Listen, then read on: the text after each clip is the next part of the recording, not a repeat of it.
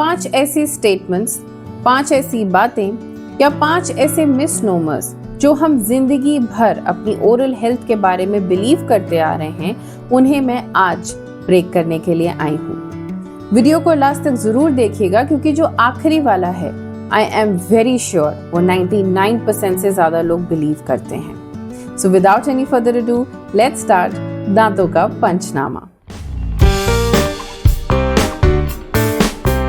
Hello my cute little smile chasers, welcome back to my channel. मैं हूँ doctor सृष्टि शंकर, आपकी दांतों की डॉक्टर, और आज मैं आई हूँ 5 ऐसे मिथ्स बस्ट करने जो हम सब ने कभी ना कभी सुने हैं और हम सब ने कभी ना कभी बिलीव किए हैं या शायद आज तक बिलीव करते हो।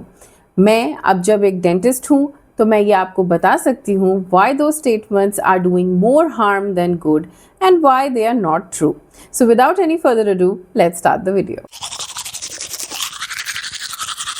So the first statement is brushing harder cleans better.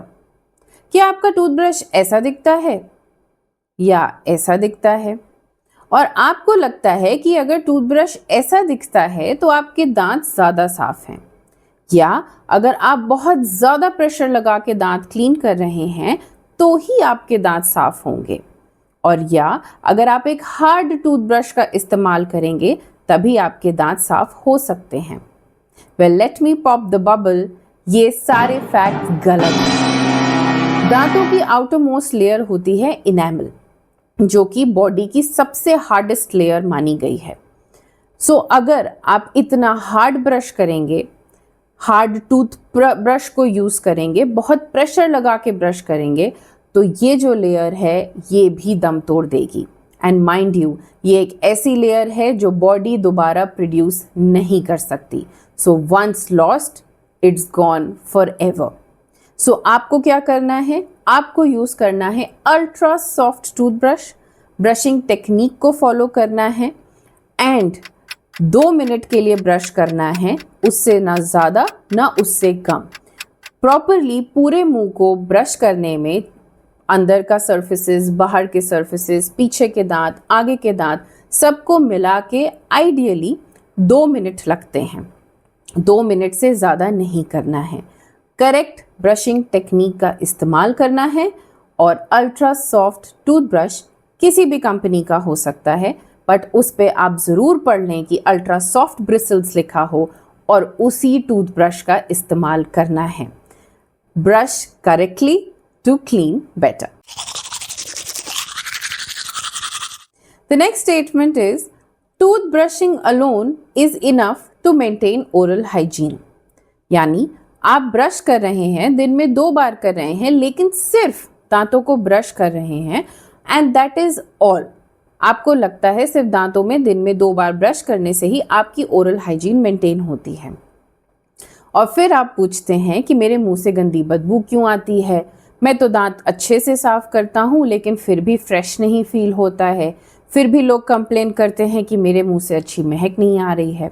Well, because सिर्फ दांत ब्रश करने से आपकी ओरल हाइजीन नहीं मेंटेन होगी। टूथ ब्रशिंग के साथ साथ कुछ उसके यार भी हैं, दोस्त भी हैं जो आपको इस्तेमाल करने हैं। मुंह में दांतों के अलावा आपकी जीभ भी है जो कि खाना च्यू करने में, मिक्स करने में, डाइजेस्ट करने में हेल्प कर रही है। सो उसके ऊपर जो लेयर एक्यूमुलेट हो रही है उसको हटाना ज़रूरी है, क्योंकि वहाँ भी बैक्टीरिया और जर्म्स एक्यूमुलेट होते हैं। तो टंग क्लीनर का इस्तेमाल करना बहुत ज़रूरी है। सेकेंडली, माउथ वॉशेस का इस्तेमाल करना बहुत ज़रूरी है जिससे आपके मुंह में फ्रेशनेस बनी रहे। सो दांत ब्रश करने के आधे घंटे बाद आपको माउथ वॉश का इस्तेमाल करना है, जिससे कि आपके दांतों में लंबे समय तक कोई भी जर्म्स या बैक्टीरिया एक्यूमुलेट ना हो। आप कुछ खाने के बाद भी माउथ वॉश का इस्तेमाल कर सकते हैं just to feel cleaner and fresher. तीसरी चीज़ जो आप यूज़ कर सकते हैं वो है dental floss. Dental floss is a very thin vaxxed, एक लाइक अ थ्रेड होता है जो कि दांतों के वैसे जंक्शंस में चला जाता है जहाँ पे टूथब्रश के ब्रिसल्स नहीं पहुँच पाते या साफ नहीं कर पाते। हमारा दांत जितना हमारे मुंह में दिख रहा है सिर्फ उतना नहीं होता, कुछ पोर्शन हमारे गम से भी कवर होता है।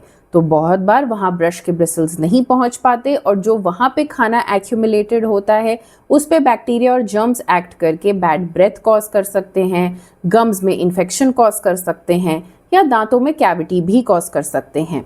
सो उस फंसे हुए खाने को रिमूव करने के लिए या उस फंसे हुए जर्म्स और बैक्टीरिया को हटाने के लिए डेंटल फ्लॉस का इस्तेमाल करना बहुत ज़रूरी है। सो टूथब्रश के साथ उसके 3 यार का भी इस्तेमाल करिए और कंप्लीट ओरल हाइजीन मेंटेन करिए।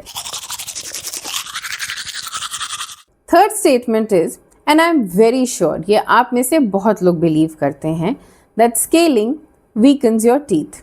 यानी अगर आप एक डेंटिस्ट के क्लिनिक पे जाके अपने दांत साफ कराते हैं तो आपके दांत और कमज़ोर हो जाते हैं या ढीले हो जाते हैं।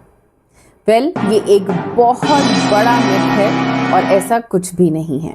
आप खुद सोचिए, जिस चीज़ से दांतों को और हार्म होता या तकलीफ होती तो क्या वो डेंटिस्ट को सिखाई जाती या डेंटिस्ट को उन चीज़ों का लाइसेंस मिलता प्रैक्टिस करने के लिए? So it is something that actually protects your teeth. इसीलिए हर डेंटिस्ट इसको साल में 2 बार रेकमेंड करता है कि एवरी 6 मंथ्स आपको एक बार स्केलिंग ज़रूर करानी चाहिए। स्केलिंग है क्या? स्केलिंग मीन्स प्रोफेशनल क्लीनिंग या मशीन क्लीनिंग। जिन सर्फेसेस पे या जिन एरियाज में हमारा टूथब्रश नहीं एक्सेसिबल हो पाता या हमें मिरर में नहीं दिखता या हम आइडियल 2 मिनट के लिए ब्रश नहीं करते, करेक्ट ब्रशिंग टेक्निक से ब्रश नहीं करते, या हम चाय, कॉफ़ी, सोडा ड्रिंक्स और बहुत सारे ऐसे खाने खाते हैं जिनकी वजह से दांतों में स्टेन हो जाते हैं जो हमारा टूथब्रश नहीं निकाल पाता, उन चीज़ों को निकालने के लिए हम कराते हैं स्केलिंग। सो स्केलिंग से जितना भी जर्म्स आपके दांतों में होते हैं, जितने भी डिपॉजिट्स आपके दांतों में होते हैं, चाहे वो सॉफ्ट डिपॉजिट्स हों चाहे वो हार्ड डिपॉजिट्स हों, मशीन उनको बहुत इजीली रिमूव कर देती है। एक डेंटिस्ट इसमें एक्सपर्ट होता है, उसने ट्रेनिंग ली होती है और वो बहुत केयरफुली और सेंसिटिवली आपके दांतों को और आपके गम्स को क्लीन करता है। इससे 2 फायदे होते हैं। पहला कि आपके दांत के जो मसूड़े हैं और दांतों के जो सर्फेसेस हैं वो स्पिक एंड स्पैन क्लीन हो जाते हैं, और दूसरा आपके दांत कमज़ोर नहीं और स्ट्रॉन्ग हो जाते हैं क्योंकि आपके गम्स भी क्लीन हो जाते हैं। तो गम्स की पकड़ दांतों के अराउंड और स्ट्रॉन्ग हो जाती है एंड इससे आपके दांतों में और स्ट्रेंथ आती है। सो प्लीज़ इसको बिल्कुल बिलीव ना करें, scaling actually strengthens your teeth. The fourth statement is, and again ये भी बहुत कॉमन है, ना जाने मैंने कितनी बार अपने पेशेंट से सुना है और ना जाने कितने लोगों से सुना है, that tooth extraction weakens your eyesight. यानी अगर आप एक दांत निकलवाते हैं जाके तो आपकी आंखों की रोशनी कमज़ोर हो जाती है। इससे बड़ा मिथ तो हो ही नहीं सकता। वेल, आपके दांतों का और आपकी आंखों का कोई भी कनेक्शन नहीं है, लेकिन अगर आप किसी क्वैक से अपने दांत निकलवाएंगे या कोई ऐसे पर्सन से जो आपको जुगाड़ू ट्रीटमेंट दे देगा, देन मैं किसी भी चीज़ की गारंटी नहीं लेती हूँ। लेकिन अगर आप एक डेंटल प्रोफेशनल के पास जाते हैं और दांतों को एक्सट्रैक्ट कराते हैं, ट्रस्ट मी, आपके किसी भी और ऑर्गन को कोई भी हार्म नहीं होने वाला है। दांतों के एक्सट्रैक्शन के इसी डर से ऐसे बहुत से पेशेंट्स हैं, बहुत से मरीज़ हैं या बहुत से लोग हैं जो दांतों को ना जाने अपने मुंह में कब तक सड़ाते रहते हैं, जिसकी वजह से और इन्फेक्शंस हो जाते हैं और वो टाइमली ट्रीटमेंट ना लेने की वजह से बैड टू वर्स हो जाता है। सो मेरा एडवाइस आप सबको यही है कि टूथ एक्सट्रैक्शन अगर इंडिकेटेड है, अगर ज़रूरी है, अगर नेसेसरी है, तो प्लीज़ अपने डेंटल प्रोफेशनल से मिलें, उनकी सलाह लें और करेक्ट एनवायरनमेंट में, करेक्ट सेटअप में अपने दांत को सेफली एक्सट्रैक्ट कराएं, जिससे आगे आपके मुंह में कोई इन्फेक्शन ना हो सके। दूसरा, टाइमली ट्रीटमेंट की वजह से आपके जो मिसिंग दांत हैं वो रिप्लेस किए जा सकें। एंड आखिरी स्टेटमेंट है जो हम सारे बिलीव करते हैं, इस कंट्री में सबसे ज़्यादा प्रिवेंटेबल दांतों के डिजीजेस का कारण भी यही है कि do not meet your dentist till it hurts. यानी आपको अपने डेंटिस्ट के पास जाने की कोई भी ज़रूरत नहीं है जब तक आपको दर्द नहीं होता। Well, let me tell you a fact today. दर्द सबसे लास्ट सिम्टम है। दांतों में कैविटी हो जाना, गम्स में इन्फेक्शन हो जाना बहुत ही साइलेंटली स्टार्ट होता है। ना आपको कोई सिम्टम आएगा, ना आपको कोई भी साइन मिलेगा कि कोई प्रॉब्लम है। पता तब चलेगा जब चीज़ें हाथ से निकल जाएंगी, यानी जब मसूड़ों में से खून आने लगेगा, आपके दांत ढीले हो जाएंगे या दांतों में इतनी बड़ी कैविटी होगी कि वो आपके दांत के नस तक पहुंच जाएगी और आपको इमेंस दर्द होगा। ऐसा दर्द जो आपको रात में सोने भी नहीं देगा। और फिर आप आएंगे भागते दौड़ते अपने डेंटिस्ट के पास, जो उस दांत को बचाने में शायद नाकाम हो जाए। आपको ये समझने की ज़रूरत है कि आज के टाइम एंड डेट में जब दांत आपको लगता है कि इतने रिप्लेसमेंट्स हैं, हम तो डेंचर बनवा लेंगे या हम तो इम्प्लांट लगवा लेंगे, आपको ये समझने की ज़रूरत है कि एक नेचुरल टूथ का कोई भी रिप्लेसमेंट नहीं है। भगवान ने हमारा जो ये शरीर दिया है कुछ सोच समझ के दिया है, हर पार्ट का कोई फंक्शन है, और हम कितनी भी आर्टिफिशियल चीज़ लगा लें, ओरिजिनल का काम ओरिजिनल ही करता है।